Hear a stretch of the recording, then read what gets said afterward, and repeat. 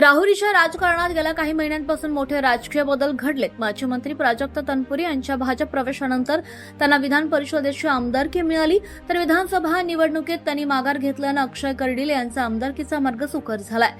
पारंपरिक राजकीय प्रतिस्पर्धी असलेले तनपुरे आणि कर्डिले आज एकाच पक्षात असले तरी त्यांच्या कार्यकर्त्यांमधील मतभेद अद्यापही मिटलेले नसल्याची चर्चा राजकीय वर्तुळात आहे। याच पार्श्वभूमीवर शनिवारी 18 जुलै रोजी राहुरी येथे होणाऱ्या मतदार यादीच्या विशेष सखोल पुनर्निरीक्षण 2026 अभियानाच्या आढावा बैठकीकडे राजकीय वर्तुळाचं लक्ष लागलंय।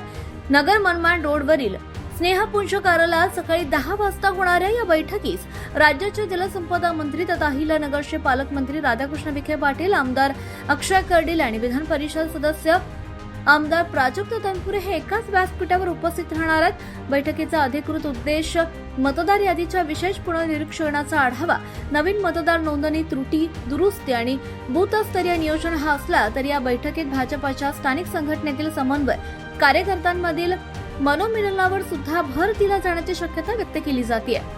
राहुरीच्या राजकारणात तनपुरे आणि कर्डिले हे अनेक वर्ष प्रतिस्पर्धी राहिले, त्यामुळे दोन्ही गटांचे कार्यकर्ते आता एकत्र कसं काम करणार हा प्रश्न अद्याप चर्चेचा विषय। अशा परिस्थितीत पालकमंत्री राधाकृष्ण विखे पाटील यांच्या उपस्थितीत होणारी ही बैठक केवळ मतदार यादीपुरतीच मर्यादित न राहता भाजपच्या संघटनात्मक एकजुटीचा संदेश देण्याचा प्रयत्न ठरेल अशी राजकीय चर्चा रंगली आहे। बैठकीत कार्यकर्त्यांना एक दिलानं काम करण्याचं आवाहन केलं जात आहे का, की त्यातून स्थानिक पातळीवरील मतभेद दूर करण्याचा स्पष्ट संदेश दिला जातोय का, याकडे राहुरी तालुक्याचं लक्ष लागलंय।